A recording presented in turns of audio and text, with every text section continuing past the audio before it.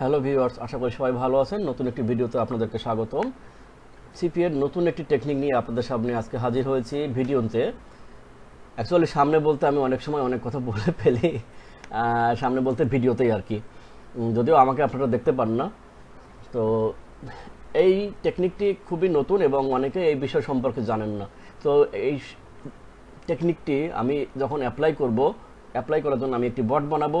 বটটি আমি একদম শুরু থেকে শেষ পর্যন্ত তৈরি করে দেখাবো, কিন্তু বটটি বানাতে হয়তো 2-3 ঘন্টা সময় লেগে যাবে। তো অনেকে ধৈর্য ধরে 2-3 ঘন্টা ভিডিও দেখতে চান না, সেই কারণে আমি ভিডিও থেকে কয়েকটি সেকশনে ভাগ করব, কয়েকটি পার্ট করে ভাগ করে আমি অবশ্যই ইউটিউবে আপলোড করব। তারপরে প্রথম দিকে কিছু জিনিস, মানে কিছু অপশন আমি এর আগে দেখিয়েছি আগের ভিডিওতে, সুতরাং এই জিনিসগুলো আমি চেষ্টা করব একটু দ্রুত কভার করার, যেন আপনারা বিরক্ত না হন, একই জিনিস বারবার দেখতে না হয়। তো এই জিনিসগুলো প্রথম দিককার বিষয়গুলো যদি বুঝতে অসুবিধা হয়, তাহলে আমার প্রথম যে ভিডিওগুলো আছে এই ব্রাউজার অটোমেশন রিলেটেড, সেই ভিডিওগুলো দেখে নেবেন। তো আর কথা না বাড়িয়ে শুরু করি। প্রথমে আমি যখন একটি বট, আর যারা প্রথম ভিডিও দেখেননি, একদম নতুন, তাদের জন্য এখান থেকেও শুরু হতে পারে। তো যেহেতু আমি A to Z দেখাবো, আমি আমার শর্টসে দেখিয়েছিলাম যে নতুন একটি লাইভ ক্লাস কামিং। তো এটাই মনে করেন সেই লাইভ। তো শুরু করি। শুরুতেই আমি এখান থেকে শুরু করব, নাম্বার অফ থ্রেডস। তো নাম্বার অফ থ্রেডস আমি কয়টি থ্রেডস নিয়ে কাজ করব। আমি যেহেতু ডাইনামিক করতে আছি, তাহলে আমি রিসোর্স ক্রিয়েট করব, নাম্বার অফ, আমি ভেরিয়েবল নেম, এটা এই নেমটি হচ্ছে ভেরিয়েবল নেম, থ্রেডস। আমি এখানে লিখলাম how many browser do you want to run। দেখেন এখানে আমি যে ভেরিয়েবলটি লিখেছি, এটি হচ্ছে ভেরিয়েবল নেম, এটি প্রোগ্রামের ইন্টারনালি ইউজ হয়। আর এখানে যেটি লিখেছি এটি ইউজার মোড দেখতে পাই, ইউজারের স্ক্রিনে যখন ডায়লগ বক্স আসবে সেইখানে দেখতে পাবে যে কি লেখা আছে। এটি প্রোগ্রামিং ইন্টারনাল ইউজের জন্য।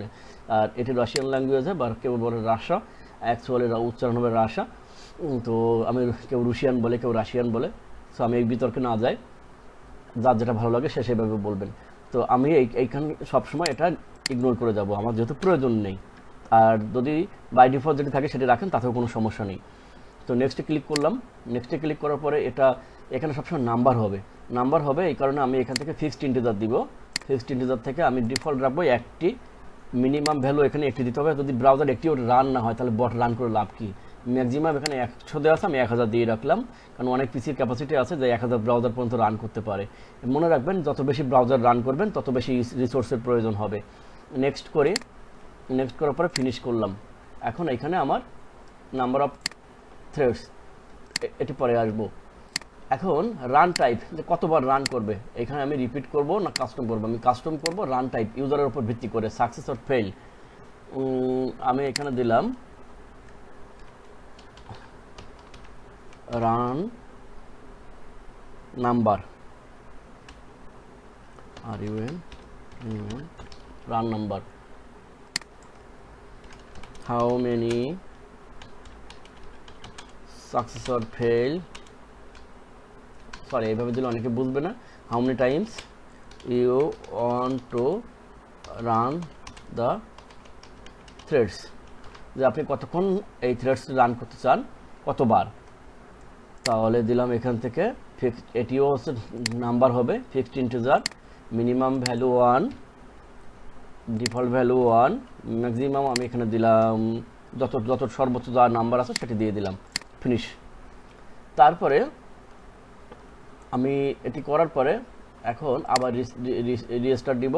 দেখেন আমার রিসোর্স ক্রিয়েট হয়ে গেছে, how many browser do you want to run, এটি চলে আসছে এখানে। How many times you want to run the threads, এখানে চলে আসছে। এখন ওকে করলাম। ওকে করার পরে রিসোর্স আমার এখন প্রোগ্রামের ভেতরে অ্যাভেলেবল হবে ইউজ করার জন্য। তারপরে আমি যদি এখানে প্রোগ্রামে ইউজ করতে চাই, তাহলে দেখেন আমি এই নাম্বারের উপরে ক্লিক করব। নাম্বারের উপরে লেফট মাউস ক্লিক করার পরে এখান থেকে এক্সপ্রেশনে ক্লিক করে load from file user input database, এখান থেকে ক্লিক করব। প্রথমে ছিল নাম্বার অফ থ্রেডস, আমি সিলেক্ট করে দিলাম। দেখেন অটোমেটিক্যালি এখানে পেয়ে গেল সাকসেস অর ফেল নাম্বার। এখানেও আমি success fail number, run number দিব। ওকে, যতবার ফেল করুক ততবার রান করুক, এইখান থেকে নিবে। এখানেও হচ্ছে রান নাম্বার দিব। দেওয়ার পরে দেখেন আমি বলেছিলাম এখানে এক্সপ্রেশন দিতে হবে, এক্সপ্রেশন আমার দেওয়া হয়নি, আমি আবার ক্লিক করে এখানে এক্সপ্রেশন করে দিলাম, তাহলে এখান থেকে পাবে।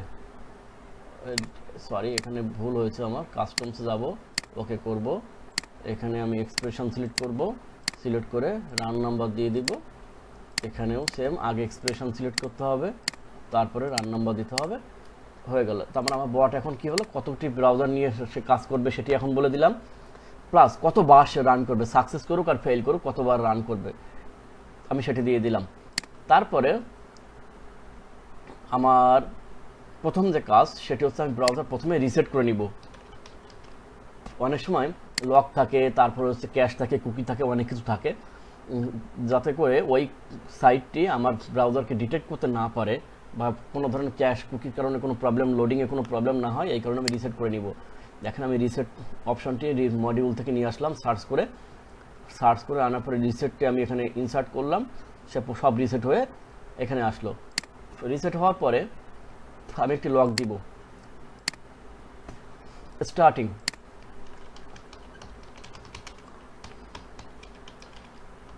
আমি একদম প্রফেশনালি কিভাবে কাজ করি সেই জিনিসটা আপনাদেরকে এখানে দেখাবো। তো স্টার্টিং ব্রাউজার একদম শুরুতে দিলাম।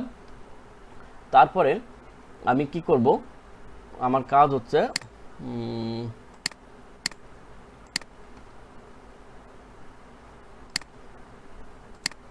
এইখানে অ্যাকাউন্ট লগ ইন করে মেইল সেন্ড করা। তাহলে আমি এইখানে লগ ইন করবো, তার জন্য প্রথমে আমাকে এই ওয়েবসাইটটি লোড দিতে হবে। Browser load website URL. এখানে টাইম আউটের একটা ব্যাপার আছে, যে এই পেজটি লোড হতে কতক্ষণ নিবে, টাইম সর্বোচ্চ আমি তাকে অ্যালাউ করব। আমি তাকে সর্বোচ্চ 45 সেকেন্ড টাইম অ্যালাউ করব, এই জন্য আমি এখানে 45 সেকেন্ড দিয়ে রাখলাম। এখানে রেফারেল আমি ইউজ করিনি, এই কারণে আমি আর কোনো কিছু দিচ্ছি না, ডাইরেক্ট যেহেতু এটা স্ট্রিং সেহেতু আমি এখানে স্ট্রিং নেম দিয়ে দিলাম।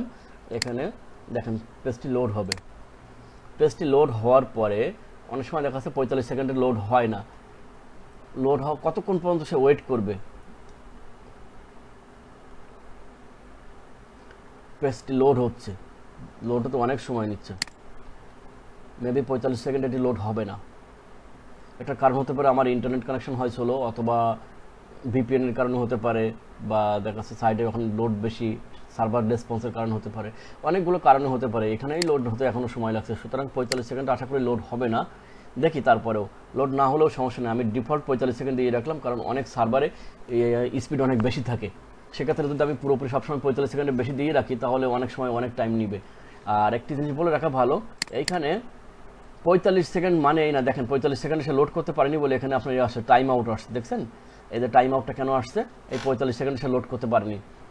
তাহলে যদি আমি এখানে 60 সেকেন্ড দিয়েও রাখি কোনো প্রবলেম নেই, তার মানে এই না যে পেজ লোড হয়ে গেলেও সে 60 সেকেন্ড ওয়েট করবে। সে সর্বোচ্চ ট্রাই করবে ফুল পেজটি লোড করতে 60 সেকেন্ড পর্যন্ত, 60 সেকেন্ড সে ওয়েট করবে যদি লোড না হয়। এর আগে যদি লোড হয়ে যায় তাহলে সে পরবর্তী স্টেপে চলে যাবে। সুতরাং এখানে টাইম একটু বেশি দিয়ে রাখলেও সমস্যা নেই। আর ডিফল্ট টাইম আউটটা আমরা এখান থেকে সেট করতে পারি। এখানে দেখেন একটি আছে গতানুগতিক বা একদম সব কিছুর জন্য আমরা এখান থেকে ডিফল্ট টাইম আউট সেট করতে পারি, জেনারেল টাইপ না পেজ লোডিং টাইপ না সলভার, এগুলো পরে দেখাবো, এগুলো আরও অ্যাডভান্স লেভেলের। এটাও সেট করা যায়, এটা হচ্ছে গ্লোবালি সেট করতে হবে। গ্লোবালি বলতে এই প্রোগ্রামের আরও অনেক কিছু আছে। গ্লোবালি বলতে কিন্তু এখানে দেখা যাচ্ছে যে আমি একটা ভ্যারিয়েবল সেট করলাম, সেই ভ্যারিয়েবল টোটাল ওভারঅল সমস্ত ব্রাউজারে রান হবে, সেটা হচ্ছে গ্লোবাল।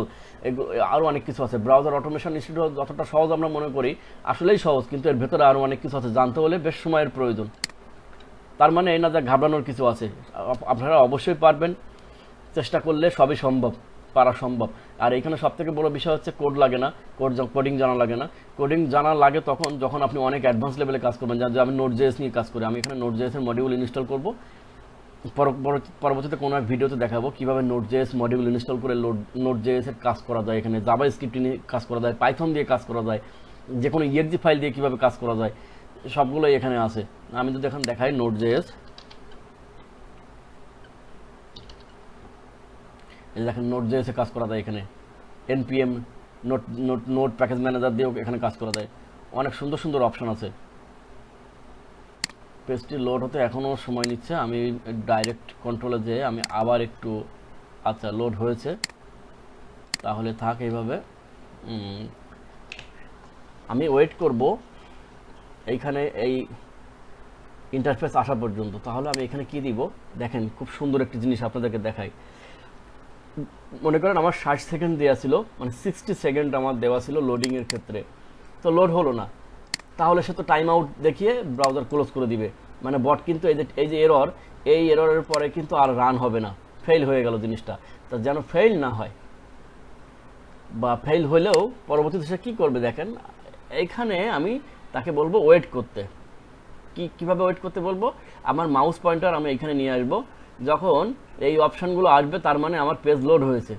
তাহলে আমি এইখান থেকে ক্লিক করে টেনে এনে এই পর্যন্ত ধরে ছেড়ে দিলাম।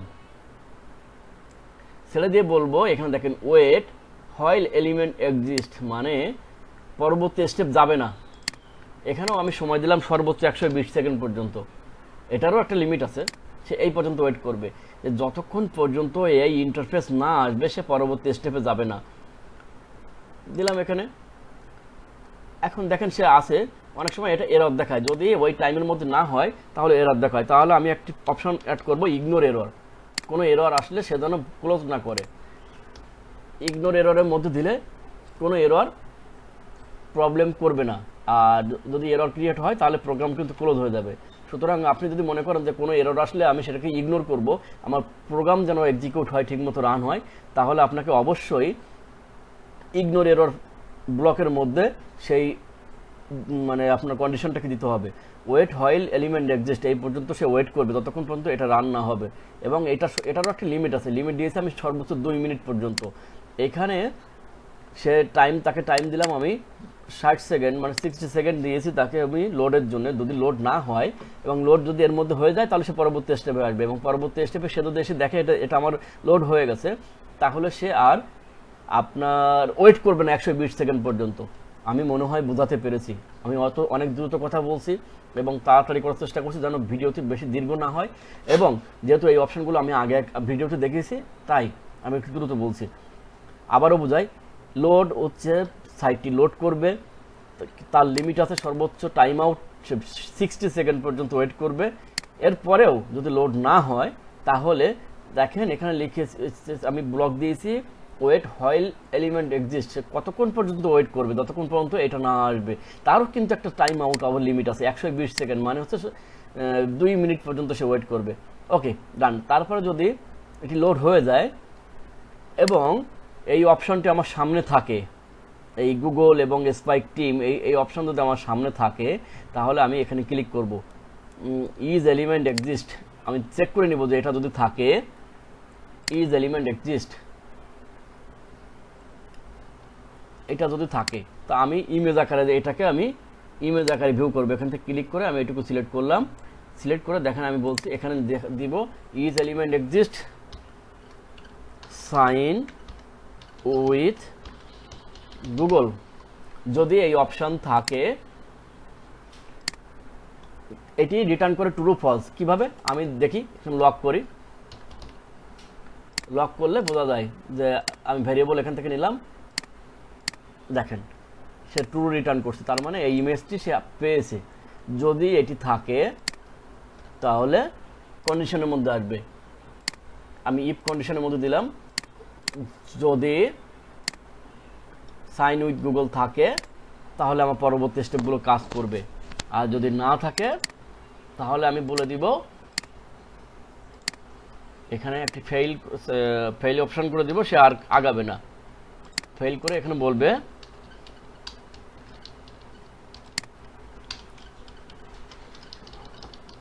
something wrong